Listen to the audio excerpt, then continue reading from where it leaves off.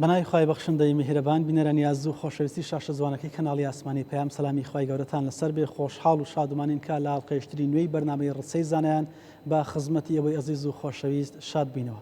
بۆ ئەڵقەی جارە ڕسەمان هێناوە تا کۆیە لە خزمەتی مامۆستایشی ناوداری ئەوسا جەنابی ڕێزدار مامۆستا مەلا سەئید ڕەئوفی ئیلەڵڵاهی دەخوازین کە بتوانین حەقێک بە ژیانی جەنابی مامۆستا بدەین بۆی کە مامۆستایشی ئاوا پایە بەرز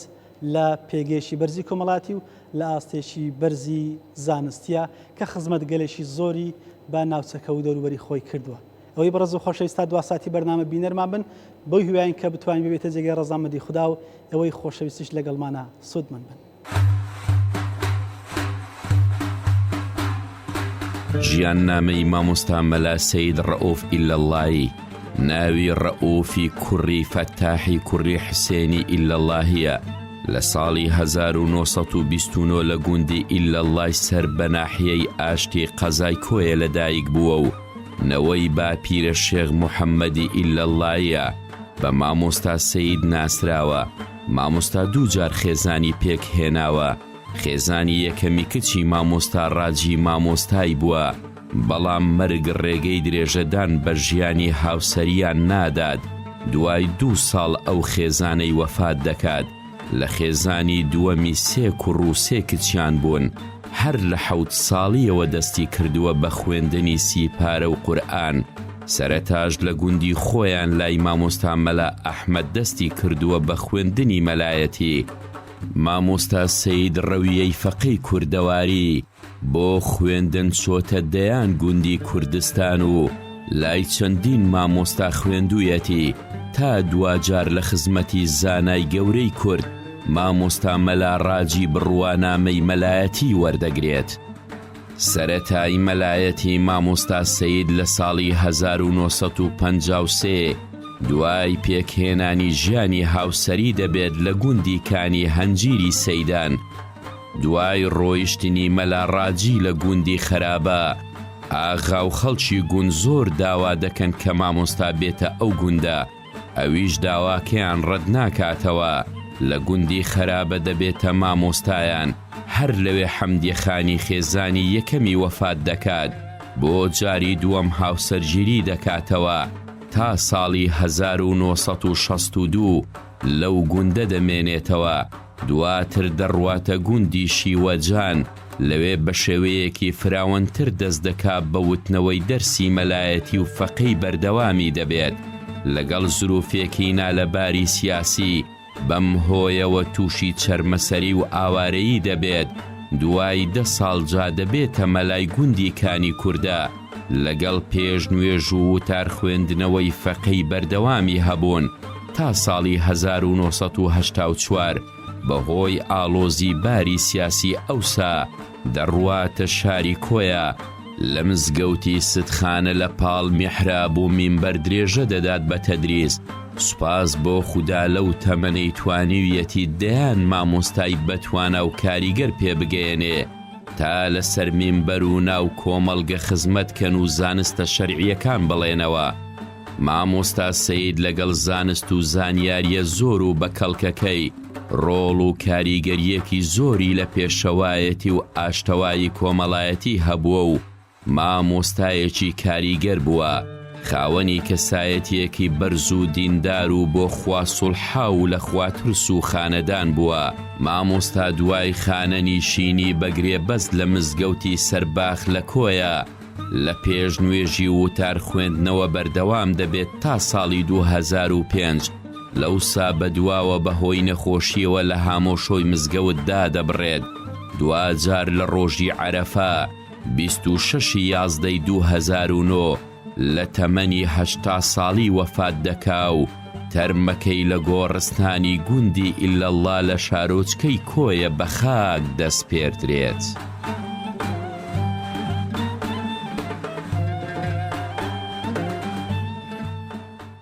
بەڵێ بینەرانی عەزیز و خۆشەویستی ڕسەی زانایان سەلامی خوای گەورەتان لەسەر بێ. خۆشەویستانەوەی کە لە سەرەتا بینیتان لە ژیانی جەنابی مامۆستا بۆی کە کەیوی لەکوێ لەدایک بۆ ئەوی کە پێویست بوو لە خزمەتیەوە عەرزمان کرد. ئێستاش لە خزمەتی کوڕە گەورەی جەنابی مامۆستاکە شێخ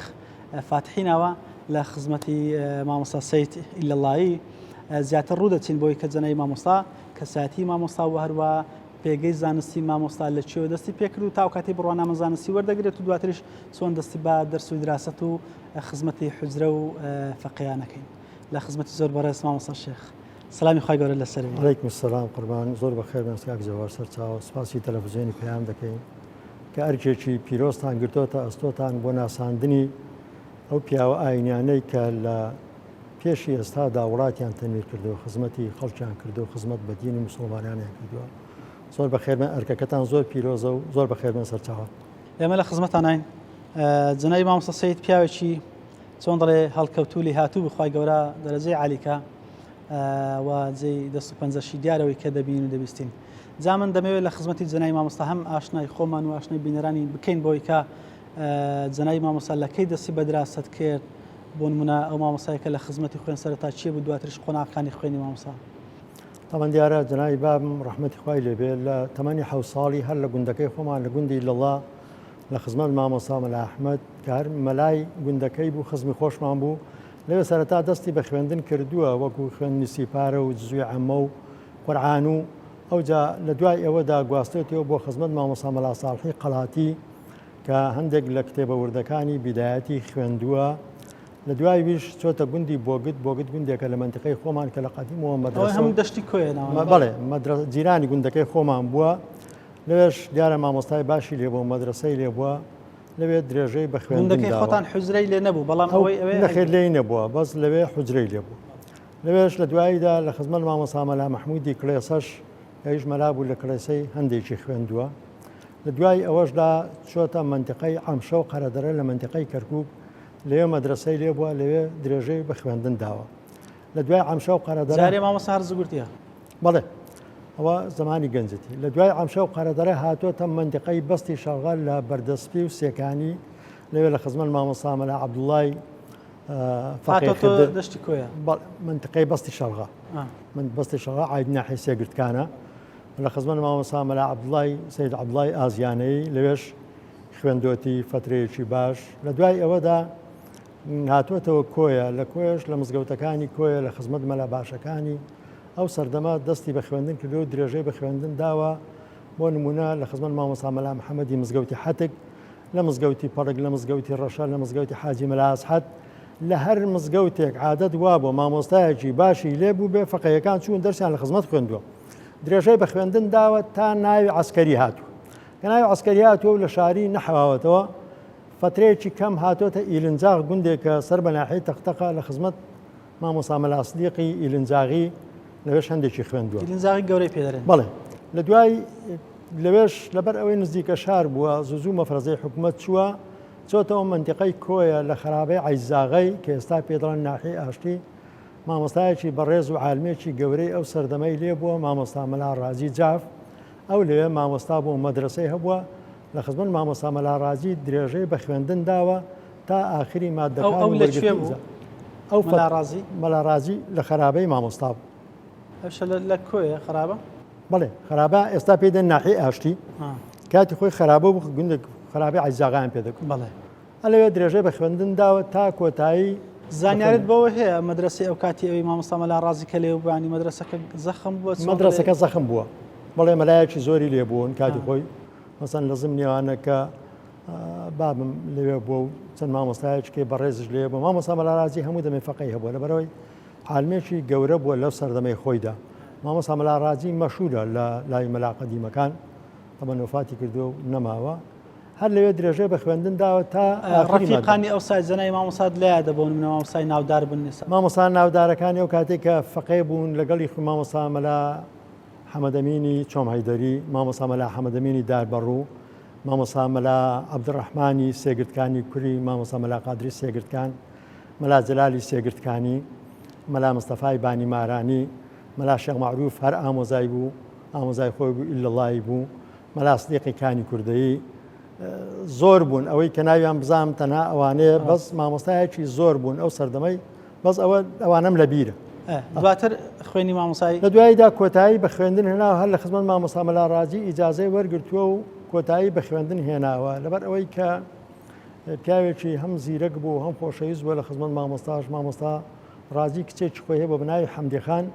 ئەو کچەی داوەتێکی خوێنی تەواوی کردو يعني او کچ پێدانە عفو یا شێخ تعبیر لەوەی دەکە کە مامۆستا مەلا ڕازی بە ڕەحمەت بێ مامۆستای خۆشویستوە و ڕای لێ بووە لە هەموو خەسڵەت سیفەتەکانە زانستیشەوە حتمما هەر ئەوە بۆ دەیکاتە کوڕی هەم لەبەر زیرەکی و لەبەر ئەخلاق بەرزی زۆری خۆشویستووە بۆیە دەیکاتە زاوای خۆی حەمدیخانی کچی دەدات تێ ئەوجا لە دواییدا کە لە حەمدیخان منداڵیان بوو لە حەمدیخانی یەک منداڵی هەبووە چەند ڕۆژێک ژیاوە چکاویش بەسەر منداڵ و بە نەخۆشیەوە وەفاتی کردو حەمدیخان جا لە دوای ئەوەی کە لەوێ ژنیە ناوە چۆتە کانیەنجیری سەیدان گوندێکە هەر خزمی خۆمانە لەوێ مەلا بووە مەسەن ساڵێک شتێک چوا لەوێ بووە لە دوایدا مامۆستا مەلا ڕازی لەوێ تەشریفی ڕۆیشتووە لە خراپەی بە تەکلیفی عیزاغی خراپەی ڕەحمەتی خوای لێ بێ لەگەڵ دانیشتوانی گوندی خراپەی بابمیان تەکلیف کردووە هاتووە بۆتەوە مەلا لە گوندی خراپەی لەو گوندێک کە بە فەقێتی تەواوی کردووە هەر لێش بۆتەوە مەلا بەڵێ هەر مەلایەتی دەکرد بۆن من هەر پێش نوێژ و تار خوێندنیانەوە تا فەقەی هەبوون ئەوسا قوربان فەقێشی هەبوون فەقەیەکانی ئەو کاتی تەمان من ئێستا خراپم بە بیر نایە کە لێی بووە بەڵام ئەو کاتیش فەقەی هەبوون فەقەیەکانی وێی نازانم بەڵام لە ساڵی 62 لە خراپەیەوە چوە شیوەجانی لە شیوەجانی لەوێ ئاگام لێ بوو فەقەی هەبوو هەرەوەتە بە بیرم دێ لە فەقەیەکانی مامۆستا مەلا عوسمان مام شەفیع کە ئێستا یەکێکە لە مامۆستایەکانی شاری کۆیە یەکێک بوو لە فەقەیەکانی مەلا عومەرێک هەبوو کانی کوردەیی بوو ئەو لە دواییدا وازی لە مارەسەی مەلایەتیە نابێ شکاری سیاسیەوە خەریک بوو مامۆستا مەلا مەغدیدی بانەگوڵانی هەموو ڕۆژێ لە بانەگوڵانەوە دەهات لەوێ دەرسی دەخوێند ئەوش وەفاتی کردو عەمری خوای کردووە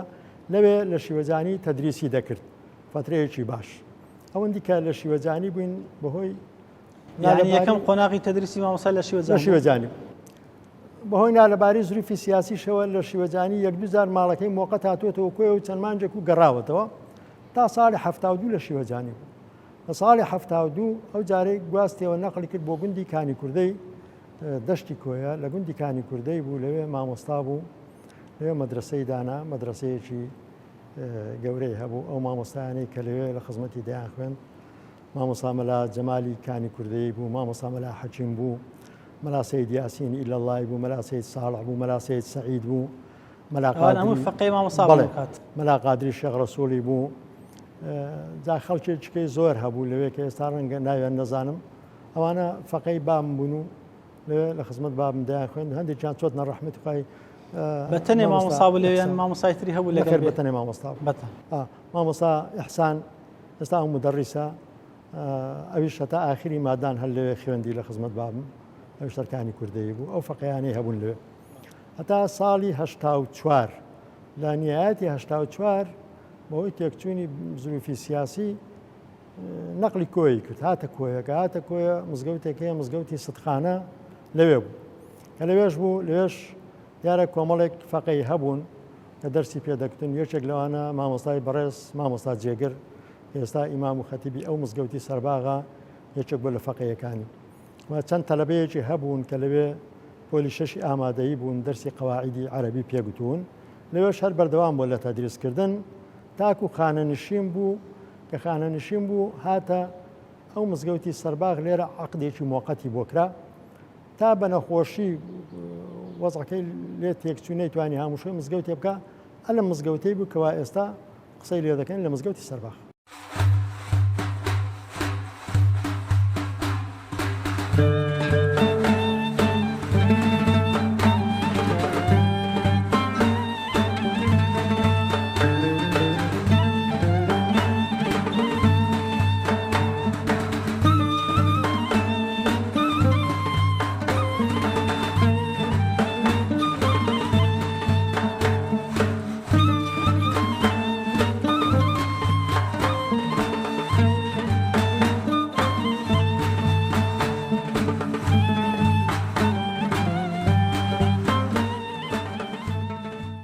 بەڵێ ئەزان و خۆشەویستان لە خزمەتی دوو لە قوتابیەکانی جەنای مامۆستا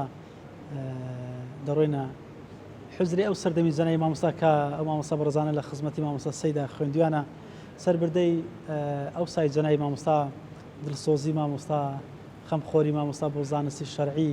و ئەو ئەڵقا زکری علمی کە جەنای مامۆستا هەی بۆ سایە بەویری خۆمان و هەروەها ئێوەشی دێنین بۆی کە ئەو مامۆستا بەڕێزانە چەندە دڵسۆز بوون لە خزمەتی زەنای مامۆستایەکە کۆڵ نەدەرانەوە هەروەها بە بەردەوام لە هەوڵ و تەقەڵای ئەوە بکە ئەو زانست و معریفەت و علمی هەیبوو لە شەرعا بیگەینی لە خزمەتی مامۆستا بەڕزاندا دەبین لە دەستپێکات زەنای مامۆستا مەلات جەمال کانی کوردەیی مامۆستا جان نەگەر پێم بڵێ ئەو ساڵێک کە بەڕێسانە ڕۆشنە خزمەتی زەنای مامۆستا چ ساڵ بوو و ئەو زانستانی کە لە خزمەتی مامۆستا خوێدت کامانە بوون؟ قوربان مامۆستا مەلات سەید ڕەووو مامۆستای شیوەجانی بوو، گوندی شیوەجان. لە گوندی شیوەجان باری کرد بۆ کانی کوردەی ئێمە هات، بوو بە مەلای کانی کووردە. تەمان ڕیسپێکانمان هینیان لەگەڵ کرد، گوتیان بەو شەرتەی مامۆستا ئەگەر تو فەقێمان بۆ ڕابگری و بتوانی دەرسی فەقێیان بڕێەوە. تەمان مامۆستاژ ئیتیلاعی هەبوو، زانام بۆ ساڵە مامۆستا 72 مامۆستا باری کرد لە شیوەجانیەوە لە گوندی شیوەجانیەوە هات بۆ کانی کووردە. ئێمە فەقێ بووین، چەند فەقەیەک بووین، من بوو مامۆستا مەلا حەکیم بوو، مامۆستایشکەمان هەبوو ناوی مەلا قادر بوو ئەمری خوای کرد، مەلا ئیحسان، ئەوە هەمووی لە خزمەت مامۆستا مەلا سەیدمان دەخوێت. یەک لە بەش بە جەلسە دەتان خوێنیان هەر کەسە دەرسی خۆی، هەر کەسە دەرسی خۆی پێکەوە نەبووین دەرسەکانمان. مەسەلە پاش و پێشمان هەبوو، ڕاست هەبوو من لە پێشتر بووم یان ئەو لە پێشتر بوو، بەڵێ دەرسەکانمان زیاد بوو. ئەمن دوو کتێبم لە خزمەت مامۆستا مەلا سەید ڕەووو خوێن، کتێبێکیان نەحوو بوو، ناوی سەمادیە بوو، سەمادیە لەگەڵ جامیش مەلا جامیان پێدەگوت. ئەوە لە خزمەت مامۆستا مەلا سەیدی لەگەڵ کتێبێشکەش منتیق مۆهنی تولابی پێدەگوترا، ئیساغواجی هینەکەی بوو، مەتنەکەی بوو، ئەومان لە بەریش دەکرد. زەهەر لێرە پرسیارێکە مامۆستا عەفو ئەگەر ئەوەی ترت لەبیر نەچێ باسی جەلسەی مامۆستان بۆ بکە کە لە خزمەتی دادەنیشتی، یعنی چۆن دەڵێت چ علمێکی پێ بوو مامۆستا مەلا سەید احتیمالی دەکردە سەر کتابەکانیان ئەوەتە چۆن؟ مامۆستا مەلا سەید زۆر عالم بوو، عالمێکی زۆر باش بوو، زۆر ڕێک و پێک بوو، نەحوێکی چاشی دەزانی لەگەڵ سەرف شەرعیش، شەرعزانێکی زۆر ڕێک و پێکیش بوو. ئێمە لە پاش ئەوەش کە نەحومان دەخوێن دەرسی شەرعیشمان هەبوو، دەرسی شەرعیشمان هەبوو، لە خزمەت مامۆستا مەلا سەیدی دەمان خوێند. اینجا هەر کەسە بە پێی خۆی، مەسەلە دەرسی من جیا بوو، دەرسی مامۆستا مەلا حەکیمی جیا بوو، دەرسی ئەو مەلا قادری جیا بوو، هەبوو لە پێشتر بوو، هەبوو لە خوارتر بوو، هەبوو کتێبێشکە بوو، ئەو هەبوو. ڕاستە. کاتی دەرس خوێنەکەتان چ کات بوو مامۆستا دەڕۆشت؟ بەیانیان لە سعات حەوت و شتیواوە دەستی پێ دەکرد، هەتا نێزیکی سعات 11 و سووریش ئەوە هەر دەرسمان دەخوێن. وەڵڵا ڕۆژانە مامۆستا لە بەیانیەوە ئامادە بوو لە مزگەوتەوە ئامادە بوو. ئەرە وەڵڵی دانە دانش دەتان خوێن دەرسەکان. بەڵێ بۆ نمونە بەڕێستان چلەقە گیانی ساعتی خەریک دەبوون دەرسی من بوو ئەوی کە متاڵعی بکردایە، هینی بکردایە، سەماعی بکردایە، ئەوە باش بوو. ئەوی سەماعیشی نەکردایە لەو لای بۆ خۆی دادەنیشت و تەمەشای کتێبی خۆی دەکردووە تا لێ دەبوومەوە من. ئەنجا دوان مامۆستا دەچوو. ئەو عیلمانەی مامۆستا زیاتر تێیدا ڕووچوو بوون مامۆستا دەزانی لە چیانە زۆر شارەزا بوو زیاتر؟ بەڵێ. لە چی کامیان؟ لە کامە علمی شەرعیە؟ لە نەحو لە سەرف زۆر باش بوو، لە فەرائیزێکی زۆر چاکیشی دەزانی، لە فەرائیزیش زۆر ئێکەم بوو، هەمووی دەبێت لە فقه دەستەشی باڵێ هەبوو. بەڵێ. فقەکە شافعی بوو یان مەسەڵەن شافعی، بە زۆری شافعی، بە زۆری شافعی. ڕاستە. لە پاشەوەی مەسەلا ئەو فەرائیزێکی زۆر چاکیشی دەزانی، هەر بەهینی قورئانەکەشی هەر لەبەر بوو، فەرائیزەکەی هەر لەبەر بوو. یعنی کە شەرحی دەکرد پێویستی بە کتاب نەبوو؟ وەڵڵا پێویستی بە هینەکە بوو، فەرائیزەکە. لە فەرائیزەکە لە فەرائیزەکە زیاتر. ئەوەی کە لە یادت بوون منێ وەکو یادەوەریەک لە ئەڵقەی زانستی جەنای مامۆستایە، وەکو وەسفێک وەسی مامۆستا بکەی. مامۆستا پیاوێکی زۆر قسەخۆش بوو، پیاوێکی زۆر ناتیقیش بوو، پیاوێکی زۆر سەخیش بوو، زۆر سەخی بوو، زۆر بە حورمەتیش بوو، لە ناو خەڵک دیارکەوتوو بوو. بەڕاستی ڕاستی مەسەلا هەموو خەڵک ڕێزی زۆر دەگرت مامۆستا، بۆ خۆی چووکە ڕێزدار بوو، پیاوێکی ڕێزدار بوو، هەموو خەڵکیش ڕێزی دەگرت. ئەو کاتە لە کانی کووردە با بڵێن کە بەڕێستان خەڵکی ئەوێن و مامۆستاش مامۆستای ئەوەی بوات بوێ، ینی تێکەڵی و هاموشەیی و کاریگەری لە ڕووی گرفت و کێشە کۆمەڵایەتەکانە چۆن بوو لەگەڵتانە چۆن دەیتوانی سەیتەرە بکات بۆ نمونە خەڵکی گوندی جێ پێ بکەن بۆی کە ساڕژ زامەکانیان بکات. وەڵا قوربان زۆر باش بوو کۆمەڵایەتی بوو لەگەڵ هەموو خەڵکەکەی یەک بوو لە دائم لە ئەشکنجە و ئازار و زەحمەتی دەیەکەیدا بوو ئەو خۆی پێش خەڵەور بوو خۆی لە پێشەوە بوو هەموو هینەکان بۆ پێکهێنانی هەموو مەسائلەکانی ناخۆشێک بووە شتێک بووایە شانی دەدایە بەرێ بە هەموو شتێک ڕاست دێنێ لای جەناب مامۆستا بەڕێز مامۆستا حەکیم بەڕێزتان هەر دانیشتووی ئەو کاتی کانی کوردی بوون کە لە خزمەتی مامۆستا خوێندوتانە زانستەکانم پێ بڵێ سەرەتاوە بزانم چت لە لای خوێن مامۆستا بۆ یەکەم زار کە من بە خزمەت جەنابی مامۆستا مەلا سەید ڕەوفی گەیشتم ساڵی 1972 بوو کە تەشریفی هات بۆ کاری کوردی بۆ دەیەکەی ئێمە تەبان کە هات ئێمە فەقێ بوون ئەو کاتێ لێ بەڵام لەبەرەوەی مامۆستای دێمان نەمابوو وەرحاصل دەرسمان نەبوو کە جەنابی هات بۆ ئێمە دەستمان بە دەرس خوێندنێ کرد ئەوەی کە لە بیرما مەسەڵەن بۆ نمونە ئەمن ئونوزەزم لە کنوی خوێندووە ئیزهارم لە کنوی خوێندووە جامیم لە کنوی خوێندووە هەمووی بەڵێ کافێوان تەمان بە چەند ساڵێک یعنی کافێشم لە کنوی خوێندووە دەرسێکی زۆرمان لە کنون دەخوێن تەمەن مامۆستایەکی زۆر زیرەک بوو خۆی ساڵی خوێندنەکانت لە خزمەتی بۆ چەند ساڵ مەسەڵەن بڵێن بۆ نمونە لە 72 حسابێکە تا تەمان هەتا ئاخری 74 تقریبا هەر لە خزمەتی دابوون اینجا دوان وەکو عادەتی هەموو فەقێیەکی مەسەڵەن بڵێن دەڕۆژ بۆ شاران دەڕۆژ بۆ دیکە ئیتر وەرحاصل لە دوای 74 کە مەسەڵەن بڵێن شۆڕ شتاوایە و مەشاکل و شتیوان نەما خەڵک دەگەڕا دەچوو بۆ شاران دەچوو بۆ ئیتر لەو کاتێکدا بەڵاوەمان کردن هەتا ئەو کاتی هەر لە خزمەتی دابوون چۆن لە خزمەتی ئێوە وەرنەگرت مامۆستا بەڵێ ئیجازەی زانستی لە خزمەت ئێوە وەرت نەگرت ناوەڵە تەمەن نەگەیشت بمە حاڵەتی کە بڵێن ئیجازەی مەلاتی کە گەڕایە خۆ مامۆستا لەوێ مابوو بەڵێ لەوێ ماوە بەڵام تەمان من دوان نەگەڕامەوە بۆیە تەمان چوومە شوێنی کە مەسەڵەن بڵێن بۆ نمونە چوومە خراپەی هاتمە کۆیە چوومە ئەو بیتوێنەی لەوانە وەرحاصل دەگەڕام بەڵام ئەوەی کە لە بیرم بێت تەمان بڵێن لە ساڵی 72 تا ئاخری 74 وانە هەر لە خزمەتی دابن ئیتر هەم دەرسی مەسەڵەن نەحومان لەکن دەخوێن هەم منتیقمان لەکن دەخوێن هەم شەرعمان لەکن دەخوێن ئیتر ئەوانەمە هەم لە وەکو مەسەڵەن شەرعەکە وەکو مغنی محتاجمان لەکن دەخوێن ئیعان طالبینمان لەکن دەخوێن وەکو ئەوکەی کەژ وەکو عەرزم کردی کافێ و جامی و ئیظهار و ئەوانەمان هەمووی لە خزمەت جەنابی داخوێن مامۆستا حەکیم ئەگەر بۆ نمونە قوتابیێکی لادەی بەهات بە خزمەتی مامۆستا لە هەر زانستێکی شەرعی پێویستی باە یان ئەو لە هەر شوێنێک باە مامۆستا لاری نەبووی کە دەرسەکە بڵێتەوە هەم لە ڕووی ئاستی مستەوا و زانستی مامۆستا و هەمش لە ڕووی ئەوەی کە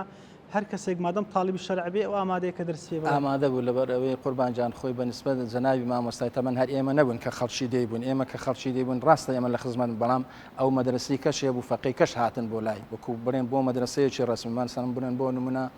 مامۆستا یاسینەکە بە خوددا عەفوی ئێستا نەماوێت کە هەبوو ناوی مەلا زەنجی بوو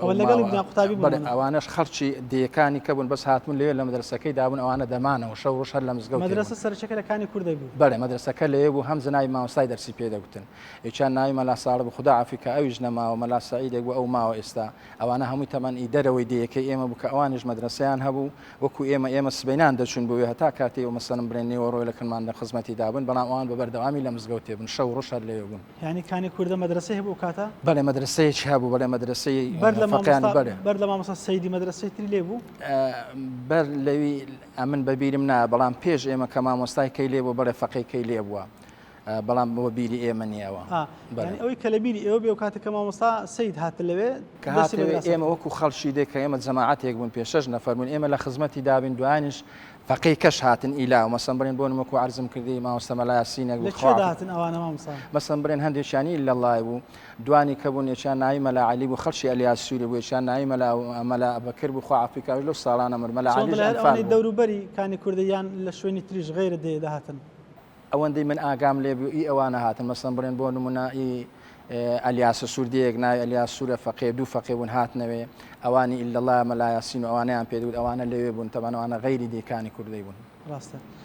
ئەو مەدرسەی مامۆستا چەندی خایان مامۆستا جاوەکو عەرزم کردی ئەوەی کە ئەوان لەوێ بوون مەسەڵەن بڵێن ئەوان تقریبا دەوری ماوەی 2 ساڵ 3 ساڵێک مانەوە دوانەوانش لە بیرمە ئێستاش لە بیرمە ئەوانش هەستان لێ مەسەڵەن دوان و کوبڵی وەکو ئەو دەمێ عادەت بوو فەقێ مەسەڵەن بڵێن ئەم دێ ئەو دێ دەکرد و ئەم شار و شارێک ئەوانش هەستان لە بیرمە ئێستاش لە بیرمە لەوێ ڕۆشتن چوونە کانی مازوێ کانی مازوێیەکە لەو دی خەلەکانەیە ینی مەبەستم ینی جەنابی مامۆستا سەید مانەوەی لە کانی کوردە چەند بوو ئەوەی کە بۆ خۆی مایەوە بڵێ وڵی وابزام هەتا 82 83 بەسەرەوە هەر مایەوە لە 72 فەرمووی 72 هەتا 83 و 4 و ئەوانە شەر مایەوە لە 10 ساڵێک ماوە لەوێ بەڵێ زیاتریش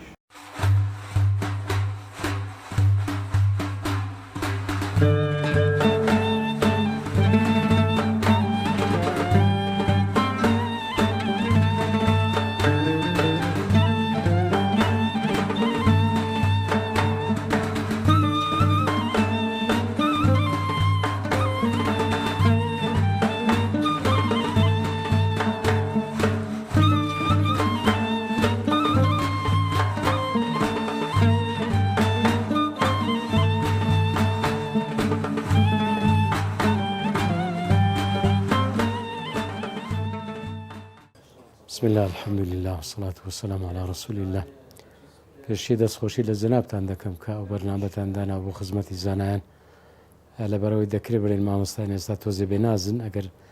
جەنابیشتان وەکو کەناڵێکی فەزایی و ئاسمانی و ئیسلامی کارێکی باش دەکەن دەستان خۆش بێ. مامۆستای بەڕێز مامۆستا مەلا سەید ڕەوف ڕەحمەتی لێبێ دیارە ئەمن ئەو ماوانی لە خزمەتی بوو مامۆستا لە گوندی ئێمە واتە لە گوندی کانی کووردە مامۆستا بوو ئیمام و خەتیب بوو پێش نوێژ و وتار خوێن و کاتانش بڵین زۆربەی وابوو لە گوندەکان هەر گوندە و مامۆستایکی ڕسمی خۆی هەبوو. دیارە لە هەفتایەکان هەفتا و شەش و هەفت و ئەوانە من لە خزمەت مامۆستای بەڵام خوێندنەکانم زۆر جار بە پسر بە زۆر جار لە دەرەوە بوو میان دەچمە شوێنی تر هاتمۆتۆ لای مامۆستای ئەو کاتانێمە جامع المقدمات هەیە کۆمەڵە کتابە جەنابیشت کە هەر دەزانی جامع المقدمات هەندێک کتابی سەرفی تێدا هەندێک کتابی نەحوە ونوزەجا مەسەلا مەجموعەی سەرفە کۆمەڵە لەو کتابانە ئەومانە لە خزمەت مامۆستای دەخوێن کۆمەڵە فەقێ تریش لێبوو هەندێکیانی گوندی بوون هەندێکیانی دەرەوەی گوندی بوون و هەروەها مینهاجی ئیمامی نەویشم لە خزمەت مامۆستای وەکو کتابێکی فیقهی دەخوێن. دیارە مامۆستا ئەو کاتانی کە ئێمە لە خزمەتی بووین هەندێک فەقێ تریشی لێبوو و مامۆستا لە گوندی ئێمە وابزەم 13 ساڵ تقریبا لە گوندی ئێمە ماوەتەوە کە لەوێ پێشنوێژ و وتار خوێن بوو و سوودمەندی تریش بووین لە مامۆستای لە مامۆستا ئەو کاتانەی بە چەند ساڵێک حوجرەی هەبوو بەڵام وای دوای وای لێ هات کە لە زۆربەی گوندەکان حوجرە کەم بوو و خوێندنی ئەکادمی زیاتر خەڵک ڕووی تێکرد بۆیە حوجرەکان بەرەو ئینقیراڵ دەسوون ئەوە گێستانەوە سوپاس بخۆ کە حوجرەکان وا دەکرێنەوە زیاد دەبن ئەو کاتی یعنی خەریک بوو لە زۆربەی حتا شارەکانیش و دیارە ئەو کاتی کە دەسەڵاتدارانیش پێیان خۆش نەبوو حوجرە هەبێ کە زۆر جاران ئەوانیش یان وا بڵین حتا هەموو سەردەمەکان حوجریان تۆزێ بەلاوە خۆش نەبووە ینی خوێندنەکەی هەندێک زار کۆمەڵی ناویشیان لێنراوە ئەو کاتی ئەمن بە پسر لە خزمەت مامۆستای دەبووم و دەرسم لە خزمەت خوێندەوە و مامۆستاش دیارە کۆمەڵی سیفاتی بەرزی هەبوو پیاوێکی زۆر سەخی بوو یعنی زۆربەی زار لە مزگەوت یعنی مامۆستا کە تەخیر دەبوو بۆی کە کەسی غەریب و میوان لەگە خۆی بەرێتەوە وەرەو خەڵکی گوندی سواز بخوا بە زۆری میوان دۆست بوون بەڵام مامۆستا زیاتر لەوان ئەوە مامۆستا پیاوێکی زۆر کۆمەڵایەتی بوو ڕەحمەتی خوای لێبێ زۆر تێکەڵ بوو لە بابەتی سڵح و ئاشتەوایی مامۆستا زۆر حتا لە بینی هاوسەرەکانیش مامۆستا سڵح و ئاشتەوایی دەکرد و لە زۆربەی کێشەکانی نەکرد لە گوندەکەی خۆمان لە دەوروبەری با بڵێن لە دەشتی کۆیە مامۆستا بەشدار بوو لە سولحەکان و مەجلیس خۆش بوو مامۆستا قسەی خۆش بوو ڕەحمەتی لێبێ و کۆمەڵێشتیشی وەکو بڕێ عن ظهری قەلب لەبەر بوو لە مەجلیسەکان مامۆستا دەیجێڕاوە یعنی ئەگەر مامۆستا لە مەجلیسێک بووایە ئەگەر مامۆستای تریشی لێ بووایە دایانگوت بە مامۆستا سەید قسام بکە مامۆستا سەید ڕەوف بەڕەحمەت بێ لەلای ئێمە هەتا بەو درنگانش ناویان نەدەزانی هەر دایانگوت مامۆستا سەید نیان دەزانی کە مامۆستا سەید ڕەوف ناوەکەیەتی کۆمەڵی سفاتی بەرز و چاک و کۆمەڵایەتی و لایەنی کۆمەڵایەتی مامۆستا زۆر بەقوت بوو لەگە خەڵکی و لەگە هەموو چونی تۆژەکان مامۆستا لە هەموو عیلمەکان الحەمدوللا بەرشی خۆی زانیاری هەبوو زانستی هەبوو وەلەو ئێمە ئەو کاتەی با بڵین وەکو بڵین مبتەدی بووین یعنی لە سەرەتاییەکان بووین بەڵام فەقەی تریشی هەبوو کە لە مادەی سەرێ دایان خوێن ئەوانەی کە ئێمە مامۆستا دەرسی بە ئێمە دەگوت لەو کتابانیان لەو عیلمانێک کە بە ئێمەی دەگوت مامۆستا ماشەڵڵا زانیاریشی باش و زانیاریشی چاک و مسەیتر بوو لەسەر دەرسەکانی و کۆمەڵێ شتی خۆشیش هەبوو لەسەر دەرس کە بۆی دەجێڕاینەوە زۆر جار لەتیفەیەک بابەتێک مەسەر لەسەر شتێکی نەحویان لەسەر مەسائلێکی فقهی وەکو بڵێ تەشویقێکی بە دەرس و بە دەرسەکە دەدا مامۆستا بەوانەکە یعنی هەستت دەکرد بەخۆشی و حەزیشی دەکرد بەوەی کە تۆ لە خزمەت کەسێکی وەکو برادراتی دەکا نەکو ئەوەی کە مامۆستایەک بێ و خوا نەخواسە بەرامبرت زەبر و زەنگ و یان دڵڕق بێ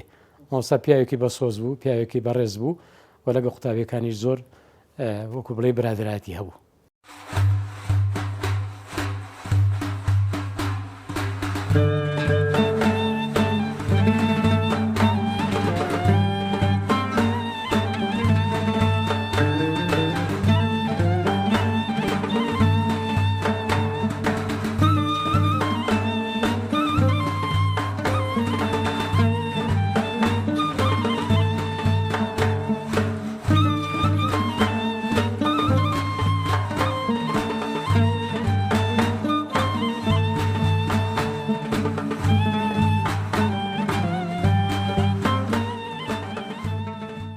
بەڕێز مامۆستا مەلات جێگر یەکێک لە قوتابیەکانی جەنای مامۆستا ئەگەر پێم بڵێ مامۆستا دەستپێکی خوێندنی جنای مامۆستا مەلات جێگر لە خزمەتی مامۆستا سەیدا کەی بوو؟ سەرەتای خوێندنی من دەستپێکردنی خوێندنم لە فەقیەتی دەگەڕێتەوە بۆ ساڵانی هەشتاکان ساڵی هەشتا و حەوت لە ساڵی هەشتا و حەوت باوکم زۆر ئارەزووی ئەوەی دەکردکەوە من بمە مەلا بابم ئاواتیەوە بوو کەوا دەیوت نەمرمایە کوڕێک مەلا بواە یعنی بۆ ئاواتەوە بۆ من مەلایەتی بکەم بەر لە خزمەتی جەنای مامۆسای لە لای مامۆسای تر خوێند بووت یان هەسەرەتای زانستی شەرعی لە خزمەتی مامۆستا سەیدی بوو؟ لە لای مامۆستای تر خوێندە بووم بۆ نمونە لای مامۆستا مەلا ئەنوەری مەلازادەی وەشانەیە لە مزگەوتی حاجی مەلا ئەسحەد لە کۆیە. کەی چێ خزمەتی جەنای مامۆستا؟ ساڵی هەشتا و حەوت ساڵی هەشتا و حەوت چوومە خزمەتی مامۆستا لە ساڵی هەشتا و حەوت دەستم بە خوێندن کرد ئەو کات مامۆستا لەکوێ بوو؟ لە مزگەوتی سدخانە لە مزگەوتی سدخانە دەرسم لە خزمەتیە خوێند ئەو دەرسانی کە مامۆستا پێی ئەوتم بریتی بوون لە دەرسەکانی وەکو لە سیستەمی حوزرا کە پیادە دەکرێت و دەخوێندرێ فەقێ دەستی پێدەکات لێەوە دەستم پێکردەوە مامۆستا بۆ دڵنیابوونەوەی من و بۆ زیاتر شارەزەبوونەوەی من گرنگجی پێدام مامۆستا یەکێک بوو لەو مامۆستا بەڕێزانەی کە من بەتەنیا دەچوومە خزمەتی و لە خزمەتی ئەم خوێن قوتابی تری هەبوو و خەڵکی تر لە خزمەتی بەڵام کاتەکانی مامۆستا تەوزیعی کردبوو هەمومان بەیەکەوە نەبووین چونکە من بۆ نمونە فەتح القەریب خوێندبێ کەسێکی تر ئیعانەی دەخوێن کەسێکی تر کتابێکی تری دەخوێن کەسێکی تر سیراج الوەهاجی دەخوێن ئابەم شێوەیە کەسێک لە ئونموزەج بووە کەسێکی تر کافی خوێندووە کەسێکی تر مامۆستا هەموو زانستەکانی دەگوتەوە مامۆستا هەموو زانستەکانی دەگوتەوە ئانی قەزدنیان دوا زانستی مەلایەتیان وەکانی سەرەتا شەر دەگوتەوە لە سەرەتا تا کۆتایی چونکە مامۆستا بۆ خۆی ئیجازە دەربووە ئەوەی لە خزمەتی ما بێتەوە درێژێ بە خوێندندا بێ ئیجازەی داوە پێی ئەو کەسە ئیجازەی زانستانێتی خوێن کامانە بوون مامۆستا؟ وەڵاهی من لە ساڵی هەشتا حەوت تا ساڵی نەوتور لە خزمەتیدا خوێندم تقریبا 5 ساڵی 5 ساڵ مەلایەتی زۆرە بەڵێ بەڵام مامۆستا بە هێواشی پێوتم طریقی تدریسەکەی زۆر نەرم و جوان و لەسەرخۆ بوو هەر بابەتێکی شەرحی ئەکرد ئەی خستە مێشکتەوە ئەی خستە دڵ و دەروونتەوە بەرچاوڕوونێکی وای پێ ئەدای کە من تا ئێستا کە ئەو وانانەی لە خزمەتی مامۆستای خوێندومە لە یاد و یادەوەری من ماون لە زاکری من ماون سوبحان الله یعنی واقعەکەی دێنای بەرچاو نزیکە 5 ساڵێکە لە خزمەتی بووی ڕۆژانە دەڕۆشتی؟ ئەمن هەموو ڕۆژێ دەچوومە خزمەتی مامۆستا ئیدامەی مامۆستا چۆن مامۆستا؟ ئیدامی مامۆستا ڕۆژ بە ڕۆژ ینی وەکو گوتم گرنگی پێدام ئەیوت مەلا جێگر تۆ زەکاوەت زۆرە مەسمیانی پچڕی دەکەتێ دەرسەکان هەمووی پسری نەدەکەوتێ مامۆستا زۆر مهتەم بوو بە مزگەوتەوە گرنگی زۆر بە مزگەوتەکەی خۆی ئەدا یعنی ڕۆژێک نییە چوو بێتمە مزگەوتەوە لە خزمەتی مامۆستادا بم دابنیشم بیبینم ئەم مامۆستا بەڕێزەی من مامۆستا مەلا سەید ڕەوف دەوری نەکردبێتەوە هەمیشە متالعی دەکردەوە هەمیشە کتابەکانی ئەخوێندەوە هەمیشە کتابێک دوو کتاب لە بەردەمیا بوو سەیری ئەکردەوە پێداچوونەوەی ئەکردەوە یعنی ئەوەی زمانی فەقیەتی کە خۆی لە خزمەتی مامۆستای خۆی خوێندوێتی متالعی ئەوانیشی دەکردەوە سوبحان الله یعنی ئەوە نەبوو بڵێ ئیجازەمە گرت و بوومە مەلا نەخوێنمەوە منەمە شاهیدێک کە مامۆستا چۆتە ڕەحمەتی خواوە مامۆستایکی خوێنەوار بوو مامۆستایکی بلیمەت بوو مامۆستایەک بوو ناتیق بوو مامۆستایەک بوو تێگەێنەر بوو دەیخستە ناو مێشکی ئینسانەوە وەکو ئەڵێم ئەوانانێک کە لە خزمەت خوێندووە یعنی سەوت و سوورە پیشانی وانەکانمان نەزانی مامۆستا وانەکان زۆر بوون وەڵای من 5 ساڵ خوێندوتم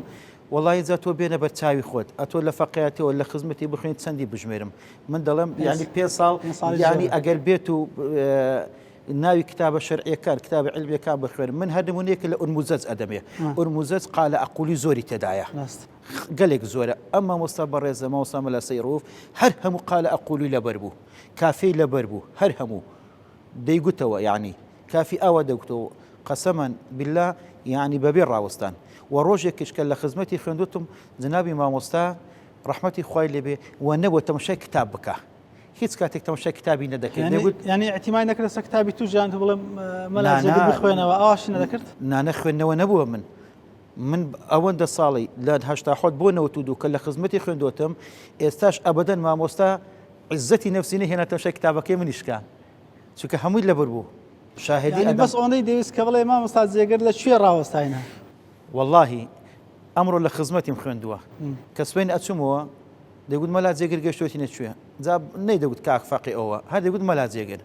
بەڵام بە حەقەت بەقەت کوڕەکانی خۆی خۆشی دەویستم زۆر ڕێزی دەگرتم دوای ماوەیە کاک سەباحی کوڕشی لە ساڵی 90ەکان لە مزگەوتی سدخانەی هەموو شوێوەی دەکرد لەوێ تعارفمان لەگە کاک سەباحی کوڕشی کرد یەکترمان بینی ینی ئەم مامۆستا بە ڕێزە سەیری دەکەی کە ئەمە کتابەکەم دانایی گوتمە لازیگە دوێنێت کوێ ماخوێن دەگوت مامۆستا ئەوێ یەکسەر دەگوت کتابەکە پێوەدەی پێوەیدا گەرنا تەماشای کتابەکەی کە ئەمە سەیری کتابەکەمە کرد قەڵەمم پێبوو ملاحەزاتێکی ئەویست ئەیوت ئەی فەرموو ئەم نووسی لەسەر کتابەکە مامۆستا بۆ خۆی دادنیش ئێرتیجالی بەرامبەر ئەوەی دەڵێ کە جەنای مامۆستا مەتنەکانی هەمووی لەبەر بووە کە مەتنەکانیش لەبەر و شەرحەکەی بۆی ئاسانە مەتنی هەموو لەبەر بوو شەرحیش ئەوە مامۆستا هەر من ئەم شایدی بۆ نادەم مامۆستایانی تری جوانەی لە خزمەتیان خوێندووە ئەو مامۆستانی لە شاری کۆش کە بە یەکەوە دانیشتوتن لەم شوێنانەی مامۆستا تیایدا مەلا بۆ مامۆستایەتی کردووە هەمووی ئەو مەجلیسانی کە مامۆستا تێدا دانیشتووە هەر هەمویان شاهدی ئەوەی دەدەن مامۆستا کەسێکی زمان پاراو بوو کەسێکی ڕەوانبێژ بوو کەسێک بوو قسە خۆش بوو خۆش مەشرەب بوو یعنی کە لە مەجلیسێکە دائنیش مەجلیسی زانستی بووە علمی یاخود مەجلیسی کۆمەڵایەتی بووایە مامۆستا سەید ڕەئوف هەموو مەجلیسەکەی کەمەرچێژ ئەکرد بەلای خۆیە هەمووی چاوەکان نەکەوتنە سەرزاری مامۆستا بزانن چی ئەفەرمێ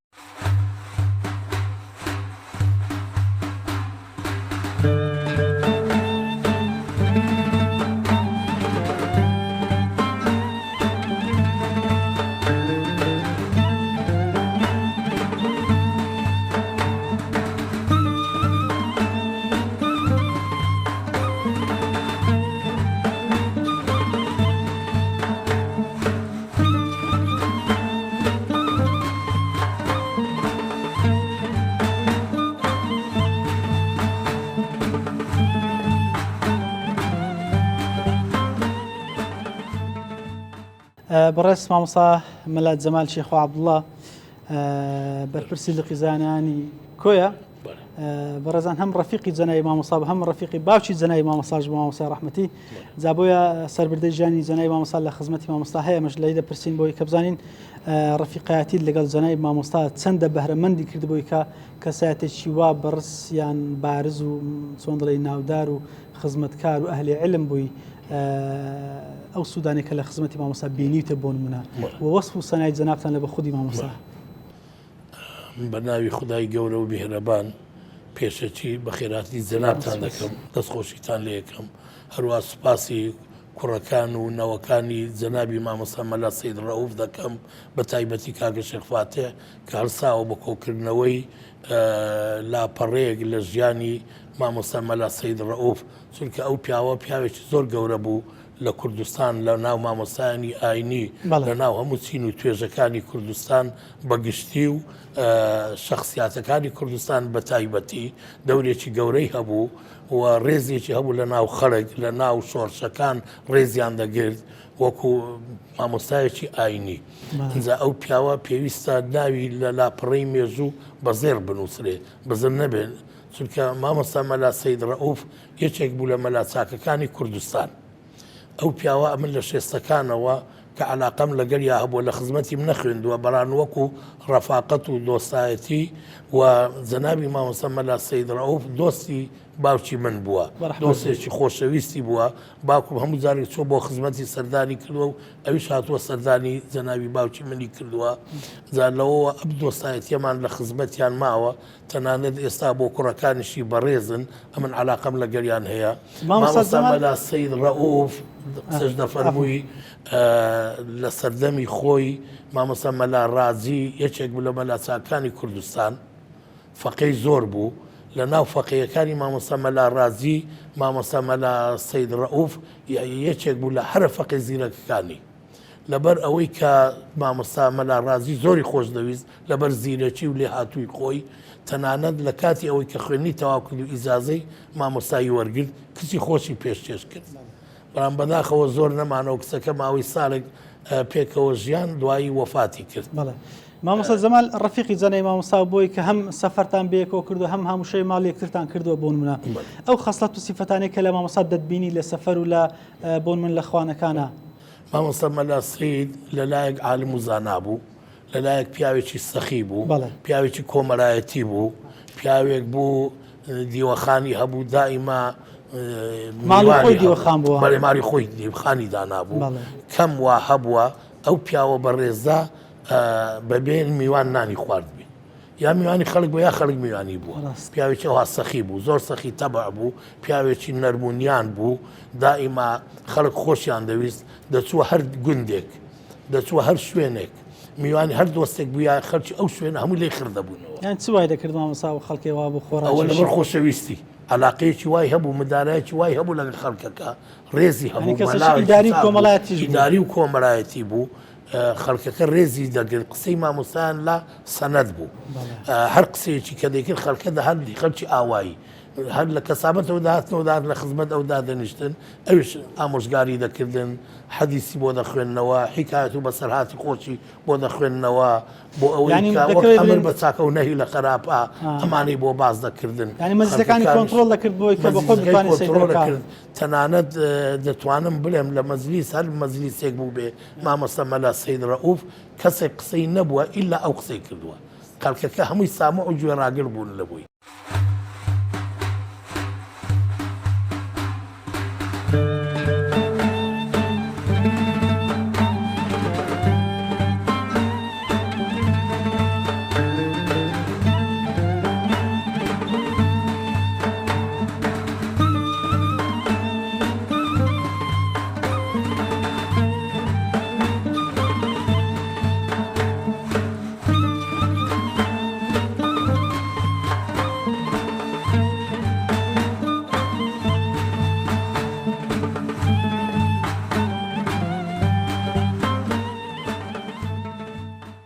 بەڕێز مامۆستا کاوە هەم نەوەی جەنابی مامۆستایە هەمیش بە منداڵیشە لە خزمەتی جەنابی مامۆستا بۆ ئیدی لە ڕووی کۆمەڵاتیەوە سوودگەلێکی زۆری لە ژیانی مامۆستا وەرگرتووەکو دەرسێکی چۆن دڵێ عملی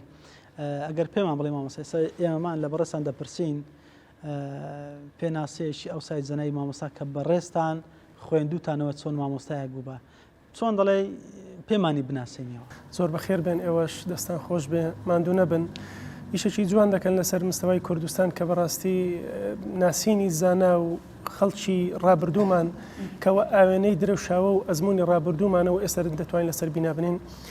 من هەم بە حکمی باپیر و هەم بە حکمی کەسایەتیەک کە لەو سنوورە بووە مامۆستا مەلا سەید ڕەئوف سەید فەتاح کە لەبەر خۆشەویستی و محبوبیەتی لای خەڵک پێیان دەگو مەلا سەیدی ئیلا الله مامۆستا مەلا سەید تا مرد هەر بەوناوە خەڵک دەیناسی و هەر بەوناوە تقریبا ناوبانجی هەبوو پیاوێک بوو هەم لە ڕووی وقار و سوور و سپی و پیاوێکی ینی جوان بوو و هەم لە ڕووی قسەکردنەوە کە کاتێک قسەی دەکرد لە دڵەوە بۆ دڵ بوو تا لە مەجلیسی دانە دەنشینە دەزانی ئەو خەڵکە بووە بێدەنگە و 40-50 کەسە لەو مەجلیسە بە ژن و پیا و گەورە و گچکەوە هاتوون تەسەوەر دەکەن لە هەر ماڵێک ئەگەر ببا یان هەر کەسێک لە ماڵێ ئەو پیاوەکانە لەوە دادێنشن ئافرەتەکانیش دەهاتنە نزیک پەنجەرە و دەرگا و وەڵحاصل ئەو شوێنەی بووەی کە مامۆستا قسە دەکەم و بە حکمی دەنجی خۆش بوو ئەوەندە نەرم قسەی دەکرد و ئەوەندە نەرم دەدوا و ئەوەندە نەرم لیقائی هەبوو ینی هەستت دەکرد بە تایبەت من ئەوەندەی هەم لە لادێژ لە خزمەتیدا بووم هەر لە بچوشووە من ئەوەندەی تەمەنی خۆم پێشک دێوانە و لە دواییشدا لە شاریش من بەشێک لە علمی فتح القەریب و بەشێک لە علمانەی کە پێویست لە ئەوم دەخوێن یەک لەو تایبەت مندانی ئەو بۆ بەرداوام کە دەچوومە خزمەتی کتابم دەکردەوە من ئەو کتابی نەدەکردەوە دەمگو باپیرە لە کوێ دەزێت کوڕم ئەتوو پەڕی خۆت بکەوە عید خەمی منت نەبێ یعنی ئەوها بە شێوازێک وا بوو کە خۆشەویستی شار و لادێ بووم لە شار کە لێرە بوو بەو دوایانە ئەوەندەی کە لە خزمەتی دابین بەتابێت لە مزگەوتی سەرباخ و لە مزگەوتی ستخانە و بە تایبەت ئێواران من تامەنایەوەم دەکرد لە ماڵی خۆمانەوە چۆن ئێواران بگەمە ماڵی وان لەبەرەوە هەموو ئەهلی ئاوایی و منتیقەکە پیاوەکان دەهاتن هەر شەوەی لە ماڵێک سریان بوو هەر شەوەی لە ماڵێکدا دەنیشتنووی تر بە مەجلیسی خۆشەوانە تایبەتمەندەکانی مامۆستای باپیر مامۆستا مەلا سەید مەجلیسی سەرەکی ئەو مەجلیسانە چییە بوو زیاتر مەجلیسە سەرەکیەکانی کە ئەحمەد شەریف بوو مام میرزا بوو مام ڕەمەزان بوو ئیتر ئەوانەی قەزم زانای مامۆستا ڕۆڵی کاریگەری هەبوو لە مەجلیسانەکە بتوانێت سەری مەجلیس بگرێ هەموو چاولەزاری ئەوکەن ئەگەر من بەبیرم دێ ئێوارە گەگەر و حزوری نەبا یان ئامادە نەبا یان لە سەفەرێکی دەروی کوێ بە مەجلیسەکە بە تەبیعەت تێک دەچوو دەیانگوت دوو شەو مامۆستا حزوری نییە یعنی کە ئەو حزوری نەبوو تاوە مەجلیسەکە کۆتایی دەهات کە ئەو ئێوارانەش کە هەر ئەو حزوری دەبوو لە مەغریب و لە نوێژی عیشاوە دەیان کاکە ئەم شەو مەجلیسمانێ لە ماڵی فڵان ئیتروا دادەنیشتن بەڕاستی بە شێوازێک حەست دەکرد ینی ئەو مەجلیسی ذکرە چکە با پیرم هەزار ڕەحمەتی خۆی گەورەی لێبێ یەک تایبەتمەندی بوو هەموو چیرۆکە قورئانیەکانی لەبەر بوو هەموو چیرۆکە قورئانیەکان ئیتر لە باسی موسا عەلەیهی سەلام لە باسی یوسف عەلەیهی سەلام لە باسی ئەصحاب الکهف ئەو فلیمانەی کە ئێستا باس دەکەن باسی ئەو فلیمە گەورانەی دنیا دەکەن یعنی ئەو فلیمەکانی بە حەقیقی هەمووی لە مێشک و لە زیهن و لە فکردا بوو یعنی کەواتە بەخۆی خۆی لە خۆیدا مەجلیس یعنی قسە و چیرۆک و بەسەرات و جێڕانەوە کە مامۆستاش تێکەڵچێشی ئەو چیرۆکە قورئانیانەی کردووە حتممە سەرنجڕاکێشتر بۆ لەوەی کە چۆن دڵی ئیستیغلالی مەجلیسەکە ڕۆ شەرع بیانهێن ڕاستە دایان مۆزوعی دیکە دەکراوە چونکە بەتایبەت لە ساڵی نەوەتەکان و ئەوانە مەسەلەن قەزای سیاسی و ئەزمە و دنیایەک شتە بووانە سەرەتا بەوانە شتێک دەستی پێ دەکرد بەس دوای سوبحان الله با پیرم بە بەردەوامە بوو ئاراستەی مەجلیسی دەکردە جەوێکی ئیمانی جەوێکی ڕۆحی کەشێکی هادێ یان ئینسان حەزی دەکرد و مەجلیسە تاوە نەبێ حەز دەکرد هە زیاتر بمێنیەوە هە زیاتر لەوێ وجودت هەبێ وەر حضورت هەبی و پیاوە هەر بێدەنگ نەبی طبعا کەسیش بێزان نەبوو بەس کاتێک کەسیان دەکرد کە وەختەکە درەنگە ئەو خەڵکی کە لەوێ لە مەجلیسێکە ئەوان دەیان گوت مامۆستا با کۆتایی پێبینین دەنا ئەو هەر بەردەوام دەبوو بە ئاقاری ئەو ئاقارە جوانەی کە مەجلیس پێویستێتی کە بەداخەوە ئێستا بەشێک لەو مەجلیسانە نەماوەن بەشێک لەو مەجلیسە ڕۆحی و خەڵکی بەتەمەن و ئەهلی گەڕەک و ئەوانە بەشێک ئەوەی کە ئێستا خەڵک بەڕاستی هەم ماڵی خۆی خۆش دەوێم تۆ کاتە خەڵک ماڵی خۆی خۆش نەدەویست ئاتن خۆیان بوو میوان بێ ڕویان تێکە میوان بێ لە دیوەخانی دانێن لەسەر کورسی و قەنەفەی دانێن لەسەر فەرشی دانێن خزمەتی میوان کە با بڕۆمە خزمەتی مامۆستا دڵشاد مامۆستا دڵشادی بەڕێز لەبەر ئەوەی جەنابی باوشی بەڕەسان بەڕەحمەت بێ دۆستێکی زۆر چۆن دەڵێ دێرین و جانی بەجانی یەکتر بوونە بەڕێزیشتان هەم ئامادەی مەجلیسەکانی جەنابی مامۆستا بوونە یعنی باسی خودی جەنابی مامۆستا ئەوەی کە تۆ لێت دەخوێندەوە لە مەجلیسەکانە یان لەو سیفەت و خەسڵەتانێک کە لە باوک تۆ دەتبیست کە مامۆستا سەید چۆن مامۆستایەک بووە لەگەڵ ئەوەشە ئەو هەڵوێست و مووقیف و چۆن دەڵێ ئەو گفت و کەلامانێک کە لە مامۆستا بیستراوە بەڕسانە بۆمانی نەقڵکەن والله من بۆ ئاەتە قورئانە دەست پێ دەکەم کە دەفەرمێ إن هذا القرآن يهدي للتي هي أقوم زۆر جار ئەومە بیر دێتەوە کە ئەم قورئانە ئەگەر کەسێک دەیەوێت کەسێکی بەتوانە و لێ هاتوو کارامە و ڕۆڵدی و بێ لە قورئانەوە هەڵدەهێنزرێ ئەنجا ئەو مامۆستایە ڕەنگدانەوەی ئەم قورئانەی زۆر سفەت و خەسڵەتی تێدا بوو کە پێغەمبەر صلی الله علیه و سلم تێدا بە زیادە ڕۆی تێدا ناکەم بەس ئەوە قەناعەتی کولی خۆمە هەم لە نەرمونیانەکەی هەم لە زمان پاراوێک هەم بە ئەدەبیەکەی زۆر دۆستی نزیکی بام بۆ ئیمامیشم بام کە ئەحمەد شەریف مامیشم مام میرزای ڕەحمەتی هیچیان لە ژیان نەماون خوای گەورە لە بەهەژ ئینشاڵڵا بێکە و کۆمان کاتەوە کە بابم باسی لە ماری خۆمان سۆزار کە باسی دەکرد مناسەبات داهاتە گۆڕێ باسی ژیانی ئەوی دەکرد کە مام میرزاکەیان ئەو باسی ئەوانی دەکرد ئەدەب و ئەخلاق و خوو ڕەوشتیان من لێ فێر بووم کەرەم و ڕێز و وەفا و هەر لە باسکردن یەکتریە لە بیرمە بام کە دەگوت مامۆستا مەلا سەید فەرمووی یان مام میرزا لەم بەم دوایەی تەمەنیا کە زۆر بەیەکەوە بەرچیان پێشەوە بچنە ڕەحمەتی خواوە کە باسی دەکرد قەناعەتت بێ ئەنی وەکو دەڵێت زۆر خۆشێکت بۆ دروست دەکرد بۆ دروست دەبوو لە باسکردنیە ئەوەندە بە کەرەم و ڕێزە و باسی کرد دیگە مامۆستا مەلا سەید فەرمووی یان کە بێکەوە دانیشتە و کاکە میرزا بفەرمەوە وها یان ئەو دەگوت جەنابەت فەرمووت یعنی لە دانیشتنی ئەوانە فێری ئەدەب و ڕێز و کەرەم دەبووی قوتابخانەیەک بوون ئەمن بە شێوە ڕسمی لە خزمەت مامۆستا دەرسم نەخوێندووە بەڵام بە شێوە ناڕسمیەکەی لە مەجلیس و کۆڕ و کۆبنەوەکانی دانیشتوم یعنی نازانم چۆنی وەسف زۆر لێ فێر بووی زۆر شتی لێ فەر بوون نەرمونیان و لەسەر خۆ و خودە و ڕۆژ و ئاکاری چۆن دەجبەرز و جوانی هەبوو وەکو مامۆستا باسی کە لە مەجلیسدا دانیشتن غەیری خۆی کەسیکە نەبوو وەکو دەڵێ ئەوی تێدانەوە وەکو ئاشێکی بێ ئاو بوو کە قسەی دەکرد عەفوم کە ئەوەندە بە نەرمونیانی و ئەتەکێتیش جوان و قسەی دەکرد یعنی ئەو خەڵکە وەکو دەڵێ هەست هەناسەی خۆی ڕادەگرت بۆ جوێ لە قسەکانی بێ یعنی باسی حداسەکانی قورئانی دەکرد حکایەت خوانێکی وا بوو بە شێوەیەکی وا باسی دەکرد تەمسیل و ڕسمێکی لە بەرچاو دروست دەکرد وەکو چۆن ئێستا فیلم و درامانەکە دروست کراون مەسەڵەن حەزرەت یوسف یعنی ئەو واقعە داهاتە بەرچاوت جا ئەو خەڵکەی کە لێوە دەبوو ئەوەندە هۆگر دەبوو ئەوەندە بە شێوەیەک گوێی بۆ هەڵدەخست کە نەیزانی کاتەکە چۆن دەڕۆی ینی بەڕاستی من وەکو کەسایەتی خۆم زۆر پێی معجەم ئێستا زۆر شتی لێ فێر بووتم زۆر جار دەمێت تەقلیدی ئەوی و هاوشێوەکانی ئەو بکەمەوە پیاوێکی زۆر بەکەرەم و دیارە وەشتی هەمووی ئیسلام پێیگەیاند بوو.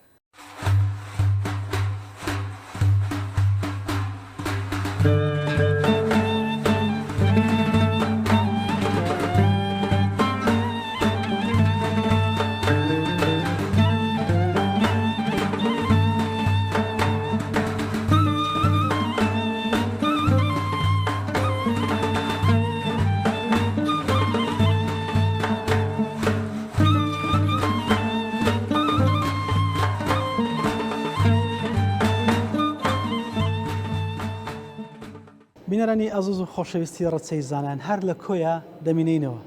بۆی بتوانین حەقی تەواو بدەین ئەگەر چی هەرچەندە باسی